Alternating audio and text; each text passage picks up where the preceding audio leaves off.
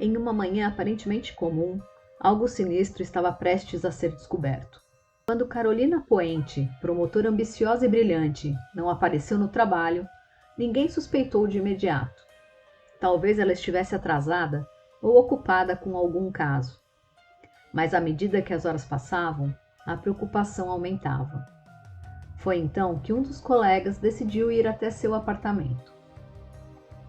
A porta foi destrancada. O silêncio invadiu o corredor.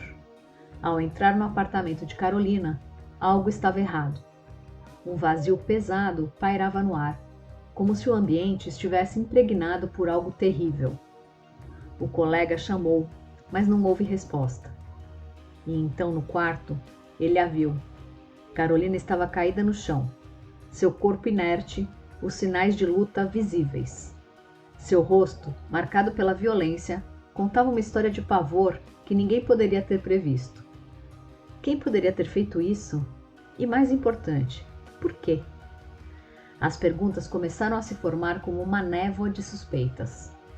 Carolina, conhecida por sua inteligência e ambição, tinha muitos admiradores e alguns inimigos. Mas quem dentre eles teria ido tão longe? Ficaram intrigados? Então vem comigo se enredar na trama do livro Acima de Qualquer Suspeita, de Scott Turow.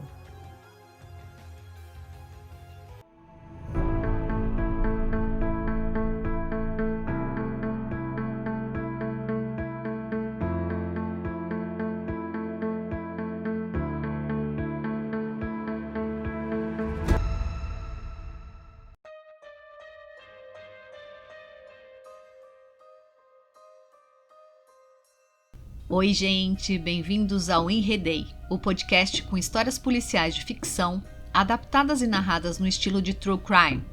Eu sou Lilica, apaixonada por livros e histórias policiais, e este é um Enredei, onde cada palavra pode ser uma nova pista. Aqui mergulhamos nas profundezas escuras e cheias de mistério de autores como Agatha Christie, Edgar Allan Poe e muito mais. Reservem seu lugar na cena do crime, enquanto exploramos as reviravoltas tortuosas das investigações policiais. Em cada episódio, desvendaremos os segredos escondidos nas páginas dessas obras literárias. A ideia deste podcast nasceu da minha paixão por estes livros que serão adaptados por mim em um formato mais atual e irão pouco a pouco revelar a solução de cada crime. Espero que vocês gostem tanto ou mais de mergulhar nesses mistérios quanto eu. E lembre-se, em cada conto de assassinato, mistério e suspense, nada é o que parece.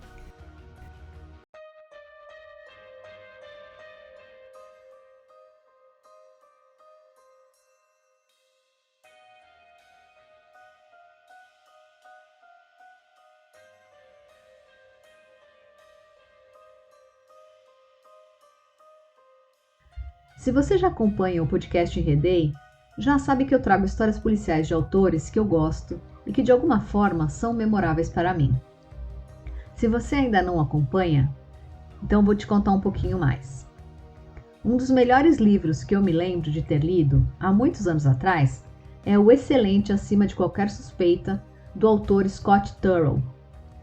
Eu li depois de ver o filme com o mesmo nome e que tem Harrison Ford como protagonista. Mas o livro inspirou ainda mais recentemente uma ótima série na Apple TV, com Jack Gyllenhaal como protagonista. O filme e o seriado são muito bons, mas o livro é sensacional. Eu sempre recomendo para quem ainda não leu, ler os livros que inspiraram as adaptações que eu faço para o podcast, e este não é exceção. O livro tem nuances e a construção da história é intrigante e envolvente. Daqueles livros que quando acaba, você se sente triste e meio órfão, porque não vai mais acompanhar aqueles personagens. Quem se interessar em ler, deixa para mim um comentário dizendo o que achou. Como sempre também vou apresentar o autor e contar um pouco de sua história pessoal.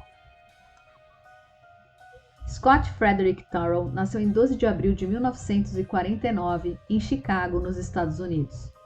Ele é um autor e advogado americano que escreveu 13 livros de ficção e 3 de não ficção, que foram traduzidos para mais de 40 idiomas e venderam mais de 30 milhões de cópias. Os romances de Turrell são ambientados principalmente entre a comunidade jurídica no condado fictício de Kendall. Em 1978, Turrell tornou-se um assistente do procurador dos Estados Unidos em Chicago, servindo nessa posição até 1986. Lá, ele processou vários casos de corrupção, incluindo o caso de fraude fiscal do Procurador-Geral do Estado, William Scott. Após deixar o escritório do Procurador dos Estados Unidos, Turrell tornou-se romancista e escreveu os thrillers jurídicos Presumed Innocent, que aqui no Brasil ficou Acima de Qualquer Suspeita, em 1987, The Burden of Proof, em 1990, Bleeding Guilty, 1993, e Personal Injuries, que a revista Time nomeou como o melhor romance de ficção de 1999. Todos os 4 livros se tornaram best-sellers, e Turrell ganhou vários prêmios literários. Antes de nos enredarmos neste caso, alguns recados importantes. Este podcast é uma adaptação livre baseada no livro Acima de Qualquer Suspeita. E não é uma reprodução exata do conteúdo original. Embora ao fazer esta adaptação eu tenha me esforçado para fazer jus à obra, existem diferenças significativas na trama, nos personagens e nas configurações desta adaptação. As tomadas de decisões artísticas e narrativas foram feitas com o objetivo de criar um produto que respeite o espírito da obra original e, ao mesmo tempo, ofereça algo novo e emocionante aos ouvintes. Além disso, a adaptação não foi endossada ou aprovada pelos detentores dos direitos autorais do livro, e eles não são responsáveis pela adaptação ou por qualquer parte do seu conteúdo. Os crimes descritos neste podcast são ficcionais, ou seja, não são crimes reais. Por isso, contém spoilers das obras que serão narradas aqui. Os nomes dos personagens foram trocados por nomes em português, para facilitar o acompanhamento e a evolução de cada um durante a história. Esta é uma história de ficção que tem todos os elementos que fascinam os fãs de True Crime. Recados feitos, bora pra história! Era uma vez... Brincadeira, gente. Carolina Poente era uma mulher que parecia ter tudo: beleza, inteligência e uma ambição implacável. Carolina nasceu em uma cidade pequena e desde cedo demonstrou ser alguém que não se contentaria com o comum. Determinada a escapar de suas raízes, ela se dedicou aos estudos e formou-se em direito, rapidamente ascendendo em sua carreira no sistema judiciário. Movida por uma ambição incansável, ela se tornou promotora pública, uma posição de prestígio, especialmente em uma profissão dominada por homens na época. Seu charme e habilidade em navegar nas intricadas tramas do poder a ajudaram a abrir portas, mas também a fazer inimigos. Dentro da promotoria, Carolina não era apenas eficiente, ela sabia jogar com as regras do sistema para conseguir o que queria. Não hesitava em manipular pessoas e situações, especialmente homens, para alcançar seus objetivos. Ela era conhecida por sua frieza estratégica e capacidade de tomar decisões difíceis, o que a tornava tanto admirada quanto temida. Embora sua carreira fosse marcada pela ambição, sua vida pessoal estava envolta em segredos. Carolina não era uma mulher simples. Era divorciada e tinha um filho adolescente que vivia com o pai, porque o papel de mãe nunca lhe interessou. Sua ambição era a bússola que guiava todas as decisões de sua vida. Tinha um relacionamento amoroso, mas mantinha uma distância emocional. Para ela, as emoções eram fraquezas e eram controladas com cuidado para não atrapalhar seus objetivos na busca pelo poder e riqueza. Em uma manhã aparentemente comum, algo sinistro estava prestes a ser descoberto. Quando Carolina não apareceu no trabalho, ninguém suspeitou de imediato. Talvez ela estivesse atrasada ou ocupada com algum caso. Mas à medida que as horas passavam, a preocupação aumentava. Foi então que um de seus colegas na promotoria decidiu ir até seu apartamento. A porta foi destrancada. O silêncio invadiu o corredor. Ao entrar no apartamento de Carolina, algo estava errado. Um vazio pesado pairava no ar, como se o ambiente estivesse impregnado por algo terrível. O colega chamou, mas não houve resposta. E então no quarto, ele a viu. Carolina estava caída no chão, seu corpo inerte, os sinais de luta visíveis. Seu rosto, marcado pela violência, contava uma história de pavor que ninguém poderia ter previsto. Em pouco tempo, o apartamento foi invadido pela polícia, que junto com a equipe de especialistas forenses e o legista, revistavam tudo em busca de pistas e provas do que tinha acontecido no confortável quarto de Carolina. O promotor também foi chamado à cena do crime.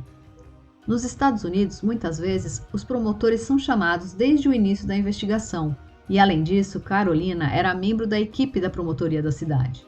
Era assistente do promotor Rubens Sabugo. Rubens era um homem cuja vida, em muitos aspectos, parecia ter sido construída sobre sucesso e confiança. Ele nasceu em uma cidade pequena, no meio oeste dos Estados Unidos, em uma família modesta, onde, desde cedo, aprendeu o valor do trabalho duro e da responsabilidade. Inteligente e ambicioso, Rubens sempre se destacou nos estudos, especialmente em direito, área em que decidiu investir sua carreira. Ele começou sua jornada como advogado e rapidamente ascendeu para se tornar promotor público em uma grande cidade. Rubens era conhecido por seu comprometimento com a justiça, sua habilidade em conduzir investigações complexas e sua integridade moral. Era o tipo de homem que inspirava confiança em seus colegas e no público, sempre buscando fazer o que era certo. Rubens parecia ter conquistado tudo: uma carreira brilhante, uma família amorosa e uma reputação impecável. Ele tinha recebido a notícia do assassinato de sua colega durante o almoço com a família. Rubens, com um casamento sólido com Bárbara, tinha um filho adolescente, Natanael, e fazia questão de voltar para casa e fazer as refeições com a família sempre que podia. O seriado da Apple TV tem várias diferenças da história original do livro, como, por exemplo, Rubens tem também uma filha. Na minha adaptação, eu vou usar o livro, o seriado e o filme como inspiração, criando uma nova versão para o podcast. Voltando para a história, tudo mudou quando Carolina foi brutalmente assassinada. O crime chocou a cidade. A notícia do assassinato de uma representante importante do sistema da justiça da cidade estava em todos os canais. E a pressão sobre Rubens e seu chefe, o procurador de justiça, era imensa. Se eles não podiam proteger seus próprios funcionários, imaginem a população da cidade. Este caso precisava ser solucionado o mais rápido possível e o culpado precisava ser preso. Havia muita coisa em jogo para Rubens e seu chefe, Raimundo Holanda, que era eleito pelo povo da cidade para exercer seu cargo e que em breve deveria concorrer à eleição novamente. Ao chegar ao apartamento de Carolina, Rubens teve que lutar contra uma náusea causada pelo choque da visão do corpo dela. Ela estava nua, amarrada de uma forma horrível e tinha sido estrangulada com as cordas que a prendiam em uma posição impossível. Mas o que realmente a matou foram golpes em sua cabeça, que tinha sangrado profusamente. Uma onda de pânico o atingiu, mas ele tentou esconder. Rubens tinha um segredo perigoso. Os policiais que o conheciam havia muito tempo estranharam seu comportamento, mas atribuíram a brutalidade da morte de sua assistente e a clara similaridade com um caso antigo em que Carolina e Rubens trabalharam. A forma que Carolina morreu era muito parecida com a de outra vítima, cujo assassino estava preso e cumprindo pena, graças ao trabalho incansável de Carolina. Poderia ter sido um imitador? Ou o preso poderia ter encomendado o crime? Ou pior, um inocente estava pagando por um crime que não cometeu. Eu acho que um dos maiores perigos para quem trabalha com a lei é sofrer uma vingança por parte dos bandidos que prendeu. Vocês não acham? Teria sido este o motivo para que Carolina morresse? O caso tinha sido importante, envolveu muita publicidade e foi um dos principais casos da carreira de Carolina. Um homem acusado de assassinar uma mulher de maneira brutalmente semelhante à forma como Carolina foi encontrada morta. No passado, Carolina foi a principal responsável por garantir a condenação desse suspeito, cujo crime envolvia violência física e uma clara intenção de silenciar sua vítima.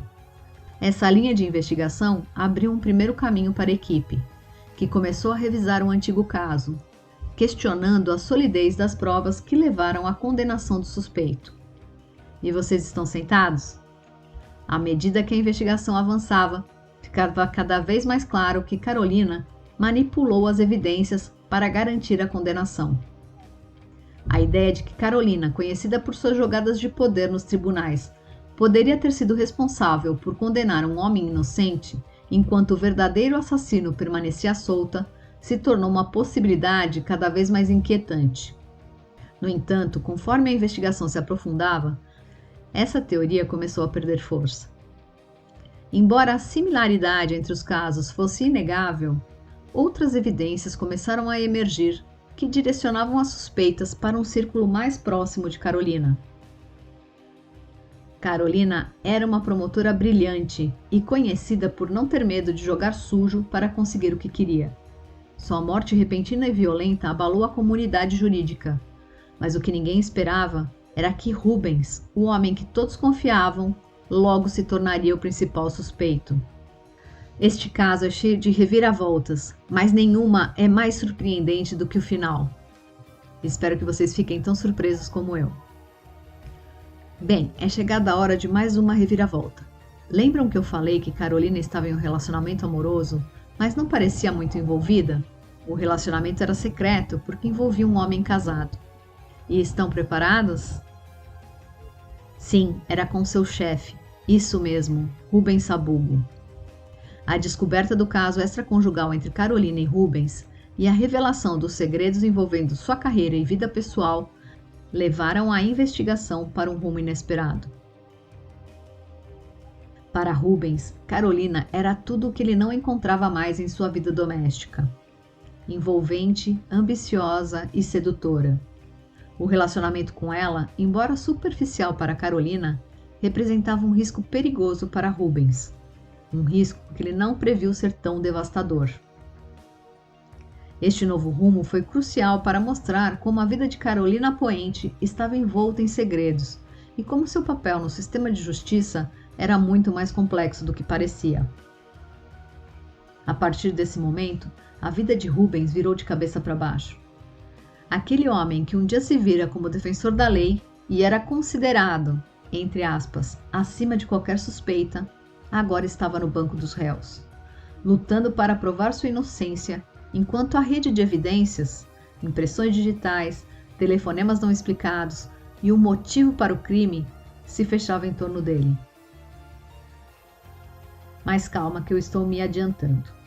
Com a investigação em andamento, as evidências começaram a apontar para ele de forma assustadora. E foi inevitável que ele, o respeitado promotor público, fosse preso e acusado da morte de sua amante. O julgamento de Rubens se tornou um espetáculo público. O promotor, que uma vez foi o defensor da justiça, agora estava sentado no banco dos réus, acusado de um crime terrível.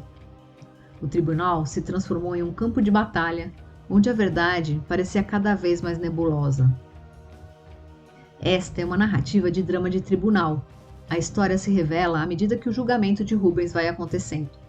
O maior foco é na batalha entre o renomado advogado de defesa, Sandro Seixas, e o promotor designado, Antônio Matos, um desafeto de Rubens, um colega que se ressentia da popularidade e brilhantismo de Rubens e que estava determinado a aproveitar esta oportunidade para arruinar seu ex-colega de forma exemplar. A promotoria apresentava uma narrativa poderosa. Rubens, desesperado para encobrir o caso amoroso, teria assassinado Carolina para evitar um escândalo que poderia destruir sua carreira e seu casamento. Enquanto isso, seu advogado Sandro montava uma defesa convincente. A estratégia era simples. Rubens era inocente. Ele tinha um álibi, um tanto fraco, de ter ficado em casa cuidando do filho, enquanto Bárbara ia fazer um trabalho para seu doutorado na faculdade. Além disso, a arma do crime nunca fora encontrada, mesmo após a revista na casa de Rubens. E o mais relevante era que uma conspiração fora armada por seus desafetos na promotoria, que estavam tentando incriminá-lo para encobrir uma rede de corrupção enraigada na instituição de justiça, cujo maior representante era Nico Guardia, principal oponente a Raimundo, o chefe de Rubens, e que tinha em Antônio Matos, seu fiel escudeiro, e o promotor responsável pela acusação de Rubens. Toda essa situação atingiu de forma dura a família de Rubens, como era de se esperar. Bárbara ficou ao lado dele durante toda a aprovação do julgamento, obrigada a ouvir detalhes sórdidos dos encontros entre seu marido e Carolina. E pior, observar a obsessão de Rubens, que não se conformava com o término do caso, por Carolina. Infeliz ou felizmente, o caso em si já havia sido descoberto por Bárbara muito tempo antes, e quase acabou com o casamento dos dois. Mas depois do choque inicial, Bárbara não iria abrir mão de seu casamento e sua família, e depois de discutir com Rubens e do seu pedido arrependido de desculpa, resolveu ficar a seu lado. Pouco tempo depois, a morte de Carolina trouxe todos os seus sofrimentos à tona novamente, e de forma muito pública. Pouco a pouco, a habilidade de Sandro em refutar as supostas provas de que Rubens cometeu o crime estavam sendo efetivas. Ele questionou a validade das evidências, sugeriu que outras pessoas poderiam ter tido motivos para matar Carolina e, principalmente, desafiou a narrativa que Antônio e a promotoria estavam tentando vender. A ansiedade de Antônio era sua pior inimiga e facilitou bastante para que o júri tivesse certeza do ódio que Antônio nutria por Rubens. Mas não era só isso. A morte de Carolina, com toda a sua brutalidade, trouxe à tona muitos dos segredos que ela escondia. Ela não era apenas uma promotora ambiciosa. Estava envolvida em algo muito maior. Sua morte não foi apenas o fim de uma vida. Foi o início de uma espiral de revelações e intrigas. A pergunta que ficava no ar não era apenas quem matou Carolina, mas o que Carolina sabia que a transformou em alvo. Ela não era apenas uma vítima passiva de um crime. Sua morte foi o estopim que expôs a podridão oculta no coração do sistema judicial. Carolina tinha acesso a informações sensíveis e, ao que tudo indicava, estava profundamente conectada a um esquema de corrupção que poderia comprometer algumas das pessoas mais poderosas ao seu redor. Inclusive Antônio Matos e o juiz do caso. Ficou comprovado, pelo time de Sandro, que os dois receberam dinheiro para abrandar a acusação e posterior condenação de um traficante, de quem Carolina era agente de condicional, antes de se juntar à promotoria. Carolina usava todas as armas que podia para conseguir o que queria, e foi assim que conseguiu ser aceita como promotora assistente pouco tempo depois. Gente, longe de mim culpar a vítima, mas infelizmente Carolina mexeu com pessoas muito poderosas e perigosas, que não deixariam que seus podres acabassem com suas carreiras e poder. E foi esta linha de investigação que garantiu a absolvição de Rubens. Para seu bem, o promotor de seu caso e o juiz que presidiu o julgamento estavam envolvidos neste caso de corrupção e não tinham a mínima intenção de verem seus nomes arrastados na lama ou de se tornarem réus como aconteceu com Rubens. O julgamento acabou com uma tecnicalidade e revelou para os envolvidos um sistema judicial cheio de intrigas e traições. A investigação sobre a morte de Carolina esfriou e provavelmente seria um caso sem solução. Não era do interesse do sistema corrupto que o culpado fosse levado à justiça. Havia muita coisa em jogo. Mas calma, gente, porque a história ainda não acabou. E agora vem um dos plot twists mais surpreendentes que eu me lembro. Para mim, na época que eu li o livro, eu não conseguia antecipar nada. Essa reviravolta está no mesmo patamar da revelação do filme Sexto Sentido. Espero que a maioria de vocês já tenham visto, mas se ainda não viram, recomendo assistir sem ler a sinopse ou comentários sobre o filme, para não estragar a surpresa, que é muito bem trabalhada desde o começo pelo diretor M. Night Shyamalan. Retomando o fio da meada, Rubens tirou uns dias de descanso e estava curtindo um tempo calmo com sua família. Bárbara estava prestes a apresentar sua tese para o doutorado, e Rubens resolveu distrair a cabeça fazendo alguns pequenos concertos na casa. O porão de sua casa era onde ele guardava suas ferramentas, e foi lá que Rubens foi buscar seu martelo. Ele tinha 2 tipos diferentes em casa, um com uma espécie de machadinha e o outro com uma espécie de alavanca para tirar pregos, que é o mais comum.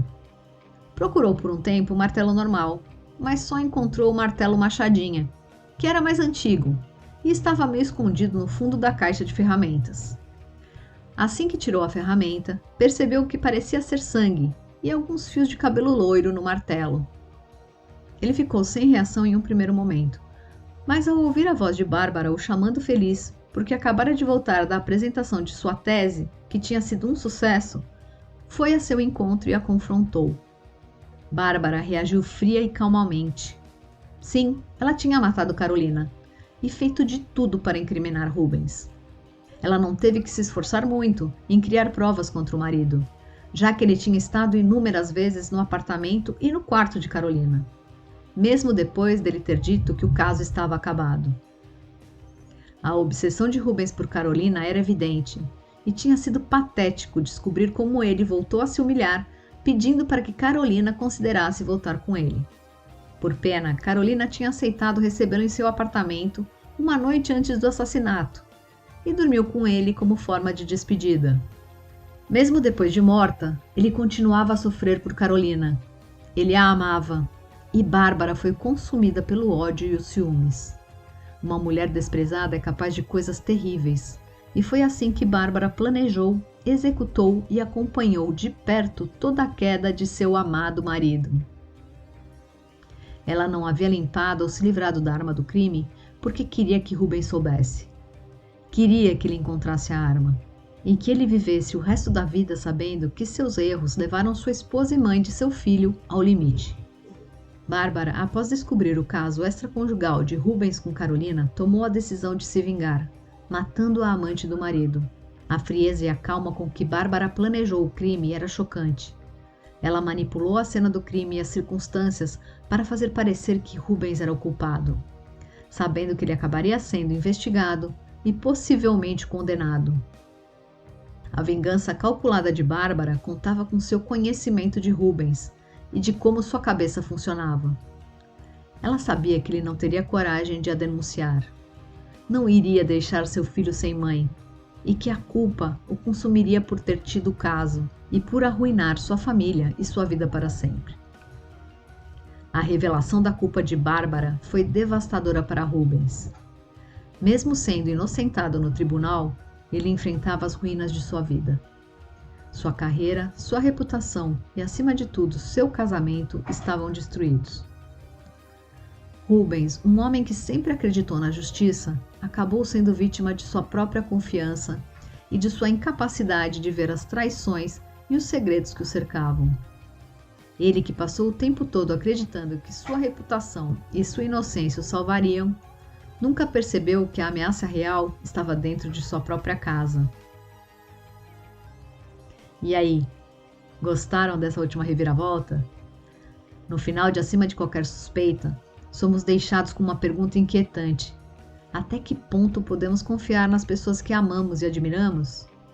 Rubens Sabugo, o homem que todos achavam ser um herói da justiça, acabou preso em uma teia de traições e segredos. Sua esposa Bárbara cometeu o crime mais devastador possível, não apenas por assassinar, mas por manipular a própria justiça para incriminá-lo. A história de Scott Turow nos leva a refletir sobre a fragilidade das aparências e o poder destrutivo dos segredos. E no final resta a pergunta: o que Rubens fará agora que sabe a verdade sobre sua esposa? O que vocês acham? Ele vai conseguir dormir tranquilo ao lado da mulher que parece o odiar tão profundamente? Você conseguiria dormir sabendo que a pessoa do seu lado pode te matar a qualquer momento? Contem para mim nos comentários o que vocês fariam. Essa é a beleza do trabalho de Turow. Ele nos deixa sem respostas fáceis, mas com uma sensação profunda de desconforto sobre a moralidade e a justiça. Afinal, quem está realmente acima de qualquer suspeita? E esta tradução do título original em inglês, Presumed Innocent, deixa margem para que pensemos que não só Rubens era uma pessoa acima de qualquer suspeita por sua carreira consolidada, mas também sua esposa Bárbara, já que a morte de Carolina demandou força e foi planejada para levar a crer que um homem a cometeu. Inclusive com um toque de mestre que eu não revelei antes. Foi encontrado material genético de um homem, na verdade de Rubens, que Bárbara engenhosamente foi colhendo com seu diafragma e guardou para injetar em Carolina. Maquiavélico, né? Enfim, Acima de Qualquer Suspeita é uma verdadeira obra-prima do suspense jurídico. E a história de Rubens e sua queda me lembra de uma famosa frase, abre aspas, não há no céu fúria comparável ao amor transformado em ódio. Nem há no inferno ferocidade como a de uma mulher desprezada. Fecha aspas. Essa frase é de William Congreve, dramaturgo inglês predecessor de Shakespeare. Obrigada a todos que me fizeram companhia até aqui. Espero que você tenha gostado de se enredar na história de hoje. Continuaremos nossa jornada descobrindo pistas e desvendando mais sobre os personagens enigmáticos que são a marca registrada dos romances policiais. Lembrem-se que esta é uma adaptação livre da obra Acima de Qualquer Suspeita, de Scott Turow. Eu recomendo para quem ainda não leu que conheça a história original. Mande seus comentários, pensamentos e sugestões. Conto com vocês para me ajudar a manter a qualidade e relevância do podcast e garantir que o conteúdo seja sempre interessante para vocês. Se você gostou do episódio de hoje, por favor, compartilhe com seus amigos, poste em suas redes sociais ou envie diretamente para eles. E não se esqueça de seguir o podcast em sua plataforma preferida e ativar as notificações para saber sobre os novos episódios. Se você preferir, pode ouvir também no YouTube. Se puder, avalie e seja membro para ter acesso a conteúdos exclusivos. Obrigada a todos que ouvem e apoiam o podcast Enredei. Sem vocês, isso não seria possível. Cuidem-se e até a próxima história.